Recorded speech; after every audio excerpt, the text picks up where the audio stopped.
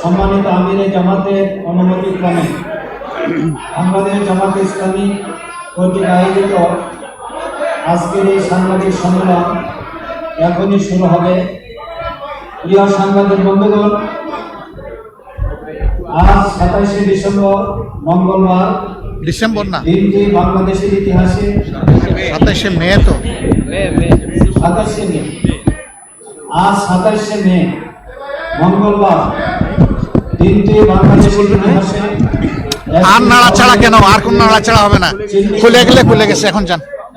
আজ সর্বোচ্চ আদালত, বাংলাদেশ সুপ্রিম কোর্টের আপিল বিভাগ মুসলিম জননেতা এটিএম আজাদ ইসলামকে সকল অভিযোগ থেকে বেকসুর খালাস প্রদান করেছেন আলহামদুলিল্লাহ, এবং অবিলম্বে তাকে মুক্তি দেওয়ার নির্দেশ দিয়েছেন।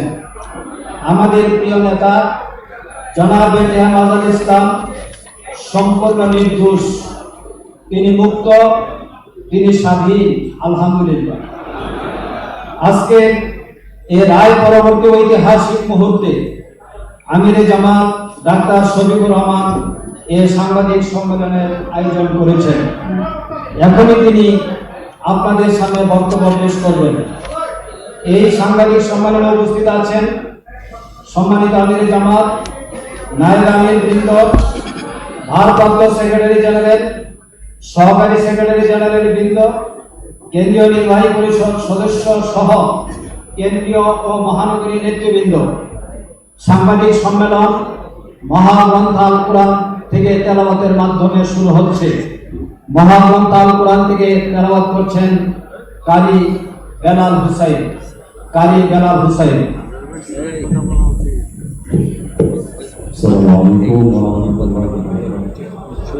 পরবর্তী ঘোষণায় বলবে যে সুমন আজহারের কথা বলবে।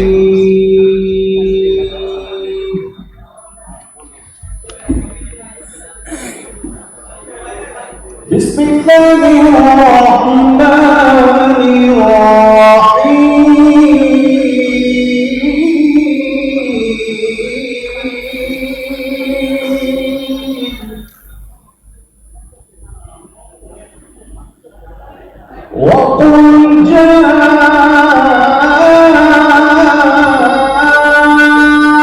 الحق وزهق الباطل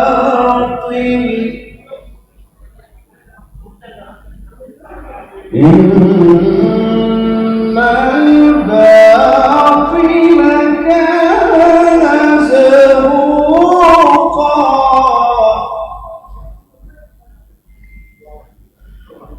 وقل جاء الحق وزهق الباطل إن الباطل كان زهوقا. আল্লাহু আকবার। وقل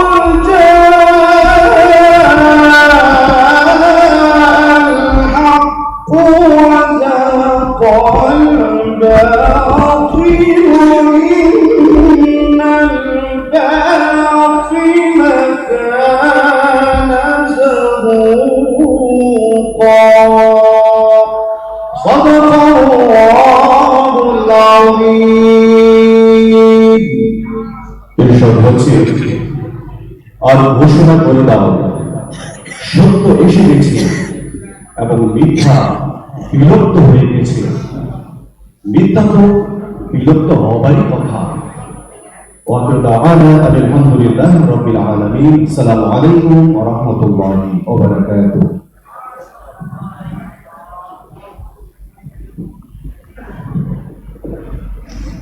প্রিয় সাংবাদিক বন্ধুগণ, আজকের এই ঐতিহাসিক সাংবাদিক সম্মেলনে উপস্থিত আছেন জনাব এটিএম আজাদ ইসলামের জন্য দেশের সর্বোচ্চ আদালতে যারা লড়াই করেছেন সেই আইনজীবীবৃন্দ, উপস্থিত আছেন বাংলাদেশে জুডিশিয়াল কিলিং এর শিকার হয়ে যারা শাহাদত বরণ করেছেন, সেই শহীদ পরিবারের সম্মানিত সদস্যবৃন্দ, আরো উপস্থিত আছেন মজলুম জননেতা, যিনি আজকে ঐতিহাসিক রায়ের মাধ্যমে নির্দোষ ঘোষিত হলেন, জনাব আজহারুল ইসলামের পুত্র তাসকিন আজহার সুমন।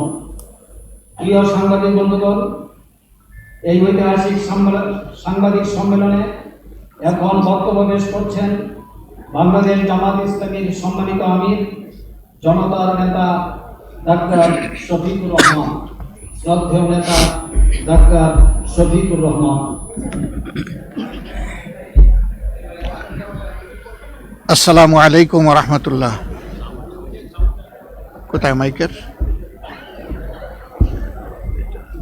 তো জিনিস এখানে জঠর মঠর লাগাইছে যে এখন তো তাই তো হ্যাঁ?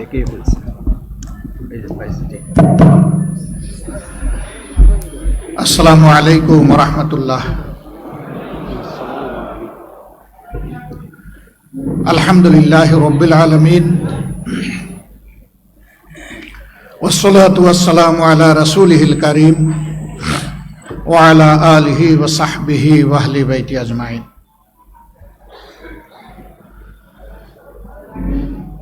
বাংলাদেশ জামাত ইসলামীর উদ্যোগে আয়োজিত আজকের এই সাংবাদিক সম্মেলনে উপস্থিত বাংলাদেশ জামাত ইসলামের সম্মানিত কেন্দ্রীয় নেতৃবৃন্দ, শহীদ পরিবারের গর্বিত সদস্যবৃন্দ, বিজ্ঞ আইনজীবীবৃন্দ, যে রায়কে কেন্দ্র করে আজকে আমাদের এই আয়োজন, আমাদের প্রিয় নেতা, প্রিয় ভাই, মজলুম জননেতা জনাব এটিএম আজহারুল ইসলামের সুযোগ্য সন্তান সুমন আজহার,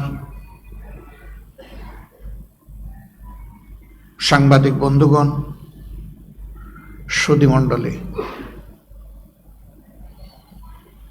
আমি আল্লাহ রাব্বুল আলামিনের অসংখ্য অসংখ্য শুকরিয়া আদায় করছি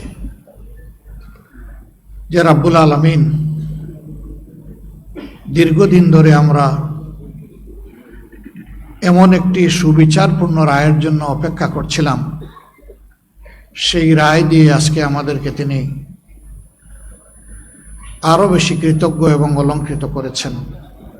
সেই মহান রবের দরবারে হৃদয়ের গভীর থেকে শুকরিয়া আদায় করছি, আলহামদুলিল্লাহ। প্রিয় সাংবাদিক বন্ধুগণ, আপনারা জানেন বাংলাদেশ জামাত ইসলামী বিগত শেখ হাসিনার স্বৈর শাসনামলে ভয়ঙ্কর ধরনের জুলুমের শিকার হয়। জুলুম করে আমাদের বুক থেকে এক এক করে 11 জন শীর্ষ দায়িত্বশীল নেতাকে মিথ্যা মামলায়, সাজানো পাতানো আদালত এবং মিথ্যা সাক্ষীর মাধ্যমে কার্যত জুডিশিয়াল কিলিং করা হয়েছে।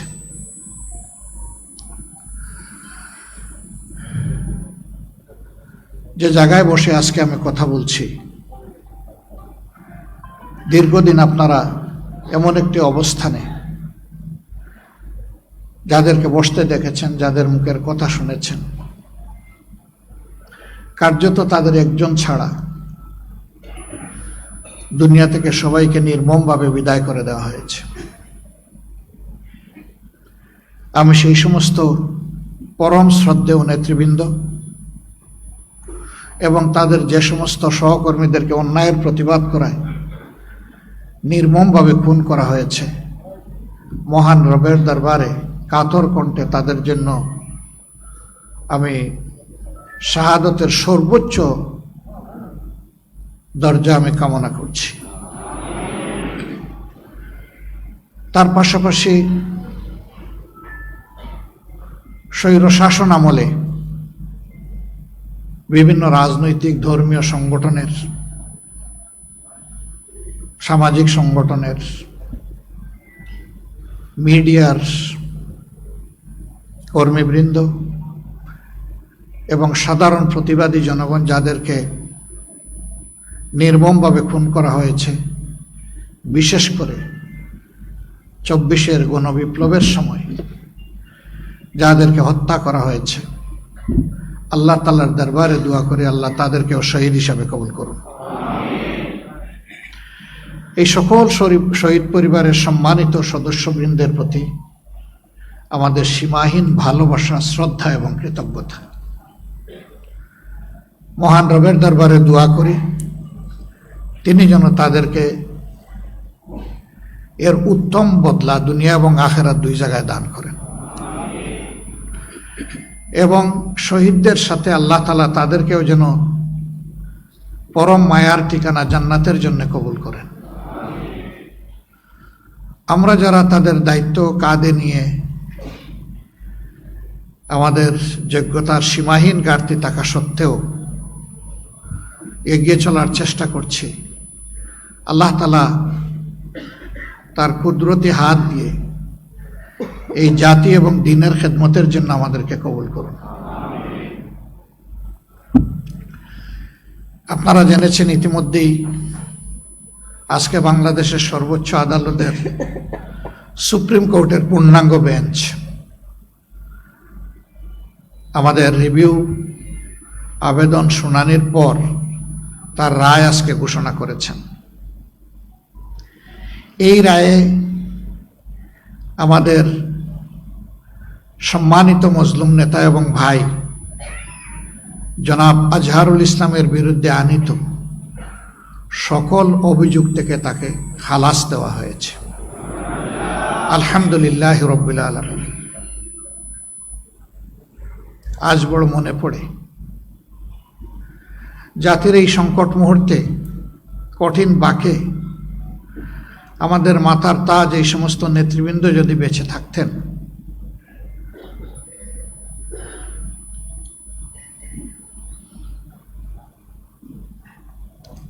তারা তাদের প্রজ্ঞা, দূরদর্শিতা, অভিজ্ঞতা দিয়ে এই জাতিকে পথ দেখাতে পারতেন। ক্যাঙ্গারু কোর্ট এইভাবে এক একজন করে যাদেরকে বিদায় দিয়েছে, দুনিয়ার কেউ আর তাদেরকে আমাদের কাছে ফিরিয়ে দিতে পারবে না। কিন্তু তাদের স্মৃতি এবং কর্ম, তাদের পুরা অবদান এই জাতির জন্য, আল্লাহর দ্বীনের জন্য অম্লান থাকবে এবং বারবার ফিরে আসবে ইনশাআল্লাহ। তারা বেঁচে থাকলে এই জাতিকে সততা, দক্ষতার সাথে সেবা দিতেন এবং রাজনীতিতে অনেক গুণগত পরিবর্তন আসত। মহান আল্লাহ তাআলার দরবারে দোয়া করি আল্লাহ তাআলা তার এই সমস্ত নেক বান্দাদের ঘাটতি যেন আমাদেরকে পূরণ করে দেন। প্রিয় সম্মানিত ভাইয়েরা, এই মামলাগুলা পরিচালনা করতে গিয়ে সীমাহীন জালিয়াতির আশ্রয় নেওয়া হয়েছে। কিভাবে আশ্রয় নেওয়া হয়েছে? এককালীন প্রধান বিচারপতি এস.কে. সিনহা তার লেখা নিজের বইয়ে তিনি তার অপরাধ স্বীকার করে নিয়ে তা তুলে ধরেছেন। কিভাবে বিচার নয়, পরিকল্পনা মাফিক ঠান্ডা মাথায়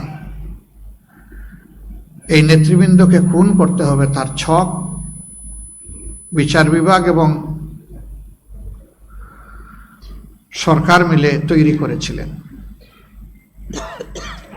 এর পাশাপাশি এমন পরিবেশ বাংলাদেশে সৃষ্টি করা হয়েছিল যে এই পরিবেশে অন্যায়ের বিরুদ্ধে প্রতিবাদ করার সামান্য কোনো সুযোগ রাখা হয়নি।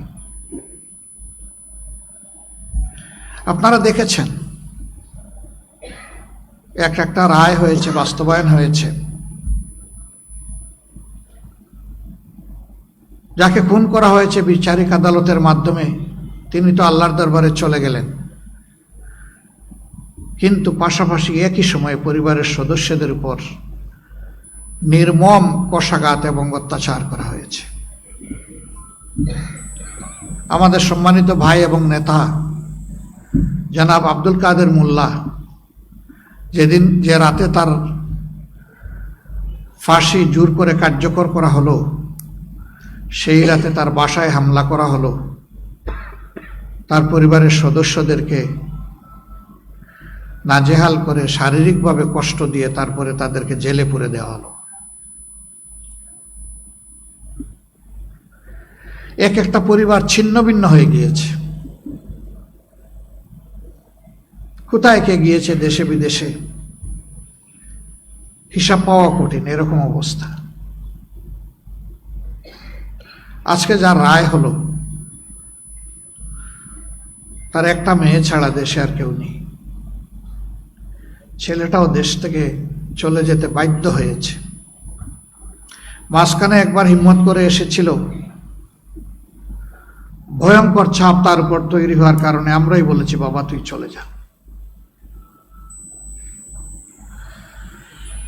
স্কাইপ কেলেঙ্কারির ঘটনা গোটা বিশ্বে নিন্দিত হয়েছে, তিরস্কৃত হয়েছে। গোটা বিচার প্রক্রিয়ার সময় দুইটা টর্চার সেল গড়ে তোলা হয়েছিল।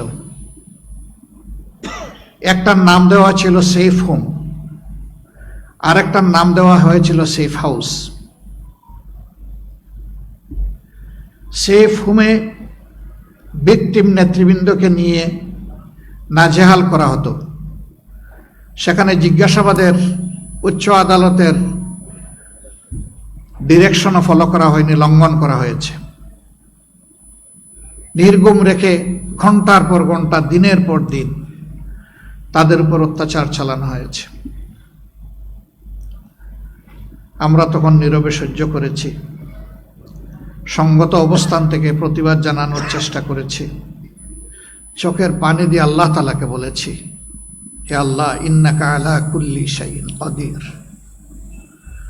তুমি সকল কিছুর উপর ক্ষমতাবান, হে মাবুদ, তোমার ক্ষমতার আশ্রয় আমরা নিচ্ছি। সম্মানিত ভাইয়েরা, সেফ হোমে নির্যাতনের পাশাপাশি মিথ্যা সাক্ষী দেওয়ার জন্য লোকদেরকে ধরে এনে সেফ হাউসে রাখা হতো, যাত্রাবাড়ির একটা ঠিকানায়। এই সব কিছু তখনকার মিডিয়ায় উঠে এসেছে। সারা বিশ্বের মানবাধিকার সংগঠন, বিবেকবান রাষ্ট্রনায়ক, মানুষের পক্ষ থেকে এই বিচার প্রক্রিয়ার নিন্দা জ্ঞাপন করা হয়েছে। স্পেশাল এনভয় পাঠিয়ে তাদেরকে স্বচ্ছ বিচারের জন্য অনেক পরামর্শ দেওয়া হয়েছে, কোনো কিছুই কানে তোলেনি, কারণ তারা জানতো স্বচ্ছ বিচার হলে খুন করা যাবে না। কারোই কথা তারা শোনেন। হ্যাঁ, আমাদের নেতৃবৃন্দ চলে গেছেন, সেই নেতৃবৃন্দকে হয়তো এই দুনিয়ায় আমরা পাবো না। আল্লাহ তাআলার দরবারে দোয়া করি, আদালতে আখেরাতে একই সাথে যেন আমাদের হাসর হয়। সম্মানিত ভাইয়েরা, আমাদের প্রিয় নেতৃবৃন্দ এবং আমরা এই দেশকে ভালোবাসি, তারা ভালোবাসতেন। ভালোবাসার জায়গা থেকে তারা চেষ্টা করেছেন দেশের মানুষের জন্য ভালো কিছু করার। তাদের সবটুকু যোগ্যতা উজাড় করে দিয়ে বাংলাদেশে সুস্থ ধারার রাজনীতির প্রবর্তন তারা করতে চেয়েছিলেন। শুধু বিরোধী অবস্থানে রাজপথে নয়, সরকারের ক্ষুদ্র অংশ হওয়ার পরেও সেখানেও গিয়ে তারা চেষ্টা করেছেন সরকার ব্যবস্থাপনাকে ভালো করা যায় কিনা। 2 জন মন্ত্রীর 3টা মন্ত্রণালয়, আপনারাই সাক্ষী। আল্লাহ তাআলা এই বান্দাদেরকে বিশেষভাবে সাহায্য করেছিলেন। তারা সততা এবং স্মার্টনেসের সাথে পুরা সময় জুড়ে তারা তাদের দায়িত্ব পালন করে এক বিরল প্রমাণ বাংলাদেশের জনগণের জন্য রেখে গেছে। সততার নজিরবিহীন উদাহরণ তারা রেখে গেছে। আমরা আশা করি তাদের এই অবদান জাতিকে অনুপ্রাণিত করবে যুগের পর যুগ, শতাব্দীর পর শতাব্দী, ইনশাআল্লাহ। সম্মানিত ভাইরা, আদালত পরিচালনা করতে গিয়ে কি হয়েছে আপনারা দেখেছেন। আদালত প্রাঙ্গণ থেকে যে পরিবারের মানুষকে খুনের অভিযোগে নেতৃবৃন্দের ট্রায়াল চলছে, সেই পরিবারের কারো সাক্ষ্য নেওয়া হয়নি, বরঞ্চ এক ভাই সাক্ষ্য দিতে এসেছিলেন, ইসাব আলীর ভাই শুকরঞ্জন বালি। তাকে আদালত প্রাঙ্গণ থেকে অপহরণ করা হয়েছে, সরকারি বাহিনী অপহরণ করেছে, নির্যাতন করে ভারতের মাটিতে নিয়ে ফেলে এসেছে। জেল কেটে কষ্ট করে দীর্ঘদিন পর তিনি ফিরে এসেছেন। আল্লামা দিলওয়ার হোসেন সাঈদী, তিনি শুধু জামাতে ইসলামের সম্পদ ছিলেন না, তিনি শুধু বাংলাদেশের মানুষের সম্পদ ছিলেন না, তিনি ছিলেন বিশ্বের বিশ্বাসী মানুষের সম্পদ। তার সাথে কি আচরণ করা হয়েছে আপনারা দেখেছেন। তার এই মামলার ব্যাপারে সঠিক কথাটা বলতে সাহস করে শুকরঞ্জন বালি এসেছিল, কিন্তু আইনজীবীর গাড়ির দরজা খুলে সেখান থেকে তাকে কিডন্যাপ করে নিয়ে যাওয়া হয়। এর আগে বাংলাদেশের আদালতে জীবনও কখনো এটা ঘটেনি।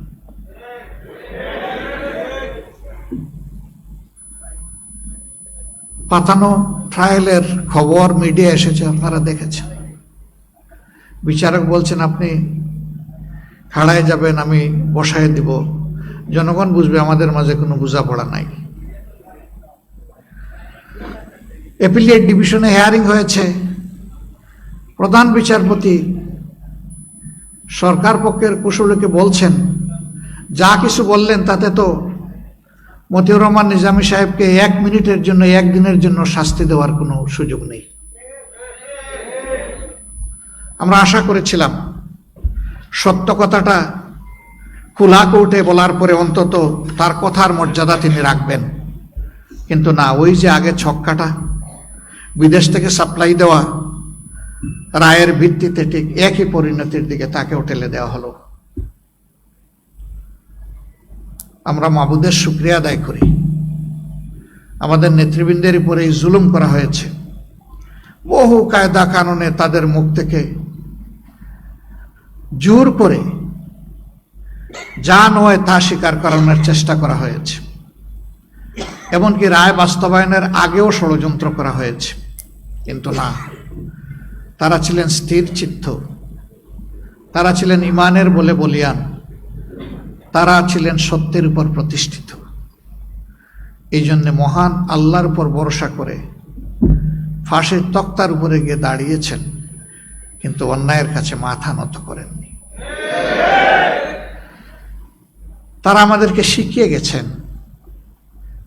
হে মর্যাদামান জাতি, সত্যের উপর অবিচল থাকলে ফাঁসি কোনো বিষয় নয়।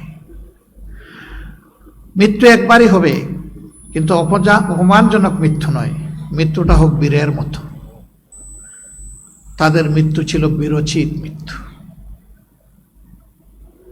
আল্লাহ তাআলা তাদের সমস্ত জীবনের সমস্ত নেক খেদমতকে কবুল করে বারাকা দিয়ে পরিপূর্ণ করে দিন। আমরা অনুপ্রাণিত হই তাদের শেষ সময়টুকু যাই জাতিকে দিয়ে গিয়েছেন তার থেকে। সম্মানিত ভাইয়েরা, এই মামলা পরিচালনা করতে গিয়ে ইন্টারন্যাশনাল কাস্টমারি যে ল আছে তাও ফলো করা হয়নি, আবার ডোমেস্টিক কাস্টমারি যে ল আছে এটাও ফলো করা হয়নি। সাক্ষ্য আইনকে বেমালুম দলিত মতিত করা হয়েছে। আমাদের দেশে এভিডেন্স ল যেটা আছে এটা মোটেই ফলো করা হয়নি। সেদিন সংবিধান কোনো বিষয় ছিল না, আইন কোনো বিষয় ছিল না। যাদের ইশারায় তারা এই কোর্ট পরিচালনা করতেন তাদের ইচ্ছেই ছিল আইন, সেটা বৈধ হোক অথবা অবৈধ হোক।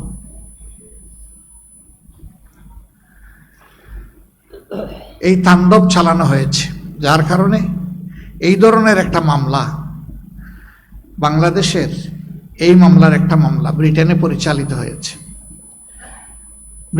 ব্রিটেনের উচ্চ আদালত তাদের রায়ে বলেছে এই মামলাগুলা ছিল, বিচারের নামে এই প্রহসন ছিল just genocide of the justice. বিচারকে গণহত্যা করা হয়েছে। তারা কিলিং অফ দ্য জাস্টিস বলে নাই, কারণ সিঙ্গেল কেস হইলে বলতো কিলিং, কিন্তু এখানে ছিল একাধিক case. A good number of good people been killed. এই জন্যই তারা বলেছে it was a genocide to justice. এটা বাংলাদেশের কোর্ট বলেনি, আলহামদুলিল্লাহ। আজকে বাংলাদেশের কোর্ট তাই বলেছে তাদের রায়ের মাধ্যমে। আমরা আমাদের সমস্ত নেতৃবৃন্দ যাদেরকে খুন করা হয়েছে এই রায়ের মাধ্যমে, তাদেরকে আরেকবার গভীর শ্রদ্ধার সাথে স্মরণ করছি। অধ্যাপক গোলাম আজম রাহিমাহুল্লাহ, শেখ আবুল কালাম মোহাম্মদ ইউসুফ রাহিমাহুল্লাহ, শহীদ আমিরে জামাত মৌলানা মতিউর রহমান নিজামী রাহিমাহুল্লাহ, শহীদ সেক্রেটারি জেনারেল আলী আহসান মোহাম্মদ মুজাহিদ রাহিমাহুল্লাহ, শহীদ কামারুজ্জামান রাহিমাহুল্লাহ, শহীদ আব্দুল কাদের মোল্লা রাহিমাহুল্লাহ, আল্লামা দিলদার হোসেন সাইদি রাহিমাহুল্লাহ, আব্দুল খালিক মন্ডল রাহিমাহুল্লাহ, মৌলানা আব্দুল সুবহান রাহিমাহুল্লাহ, মীর কাসিম আলী রাহিমাহুল্লাহ, তাদের সবাইকে আমরা গভীর শ্রদ্ধার সাথে স্মরণ করছি। আপনাদেরকে দুনিয়া থেকে সরানো হয়েছে, আমাদের বুক থেকে কখনো সরানো যাবে না ইনশাআল্লাহ।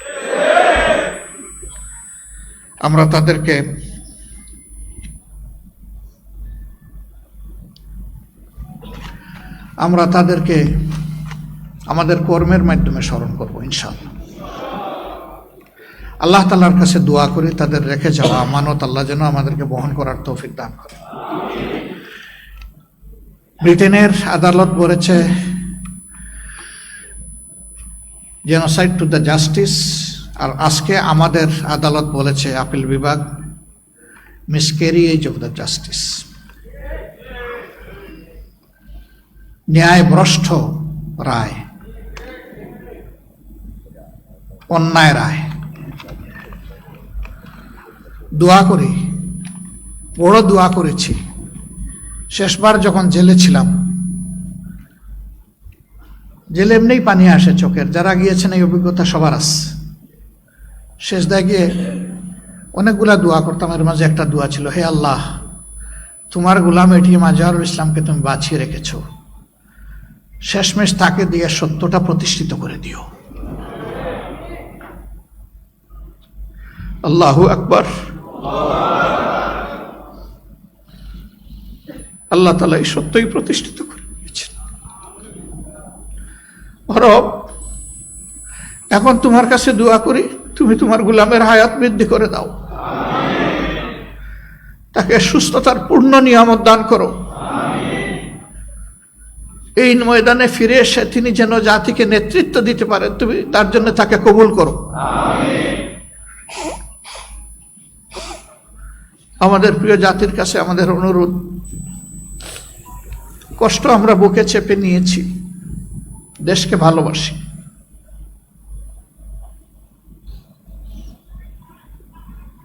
আমরা প্রতিশোধ নেইনি, আপনারা দেখেছেন, কিন্তু আমরা ন্যায় বিচার চাইব। হ্যাঁ, এর রায়ের মধ্য দিয়ে এটা পরিষ্কার হয়ে গিয়েছে, এটা ছিল ইচ্ছাকৃত নেতৃত্ব গণহত্যা।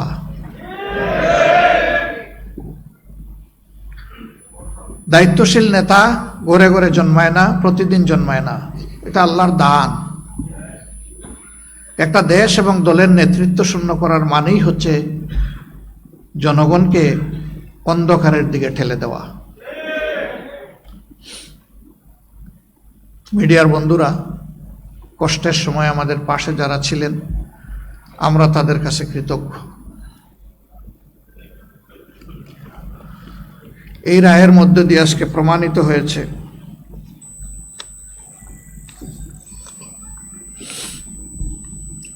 সত্যকে চেপে রাখা যায় না। সত্য মেঘের আড়াল ভেদ করে আলোর ঝলক নিয়ে আসে। সেই সত্যটাই আজকে আল্লাহ আমাদেরকে দেখালেন।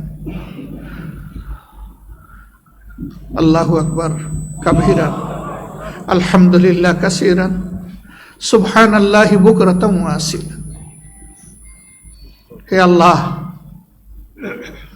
তুমি বাংলাদেশের জনগণের জন্য আমাদেরকে কবুল করো। এই দুনিয়ার আয়েশ আরাম, ভোগ বিলাস, পদ পদবী, নেতৃত্বের বাহাদুরি নয়, আমরা ভালোবাসার প্রিয় জনগণের জন্য ভালো কিছু করতে চাই। তুমি আমাদেরকে এই তৌফিকটা আল্লাহ দান করো। আপনাদের মাধ্যমে প্রিয় দেশবাসীর কাছে আমাদের আহ্বান, অনুরোধ, আমাদের বিপদ ঘাড়ে নিয়েও আমরা চেষ্টা করেছি পুরা সময় জুড়ে দেশবাসীর বিপদে পাশে থাকার। এমনকি ফ্যাসিস্ট সরকার বিদায় নেওয়ার পরেও আমরা চেষ্টা করেছি আমাদের গর্বের শহীদ পরিবার, আহত পঙ্গু ভাই বোনদের পাশে থাকার। কিন্তু আমরা এটা বিশ্বাস করি যে আমরা আমাদের পুরা কর্তব্য আদায় করতে পারিনি, আমাদের অনেক সীমাবদ্ধতার কারণে। একসময় আমাদেরকে করতেই দেওয়া হতো না, এখন অনেক সীমাবদ্ধতা আমাদের আছে। আপনারা আমাদেরকে ক্ষমা করবেন।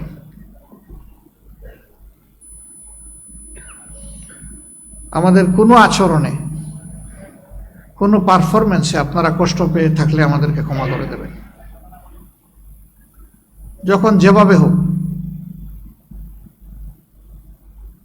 মানুষ আমরা কেউ ভুলের ঊর্ধ্বে না। দল হিসাবে আমরা দাবি করি না যে আমরা ভুলের ঊর্ধ্বে। এই সংগঠনের প্রতিটি কর্মী, সহকর্মী কিংবা দলের দ্বারা যে যেখানে ক্ষতিগ্রস্ত হয়েছেন, কষ্ট পেয়েছেন, সবার কাছে কোনো শর্ত নাই, বিনা শর্তে মাপ চাই। আপনারা আমাদেরকে ক্ষমা করে দেবেন।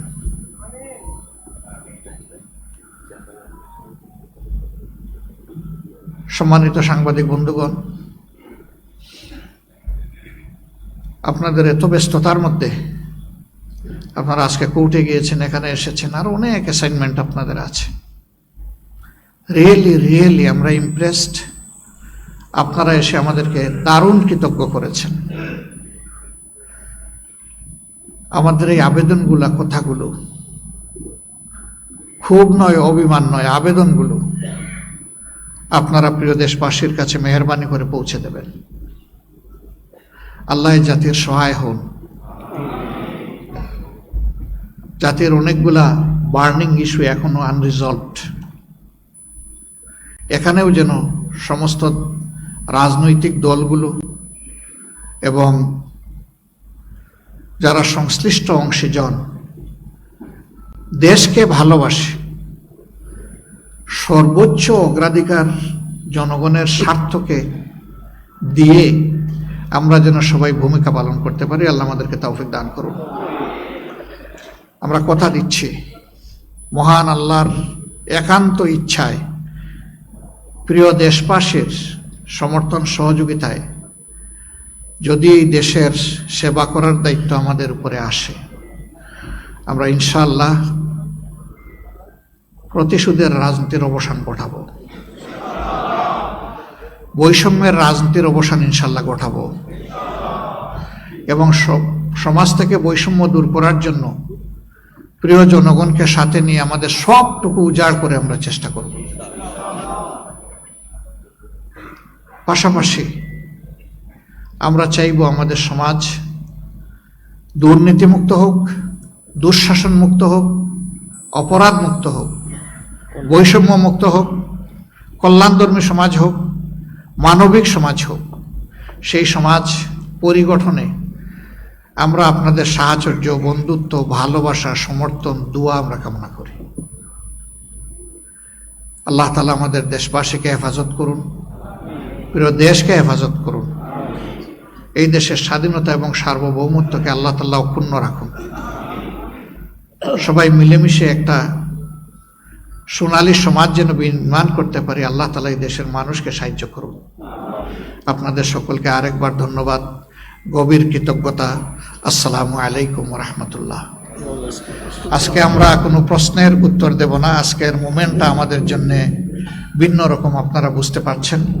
এই জন্যে বিনয়ী অনুরোধ, মেহরবানি করে আজকে কেউ আমাদেরকে প্রশ্ন করবেন না। প্রশ্ন না করার জন্য অগ্রিম ধন্যবাদ। আসসালামু আলাইকুম।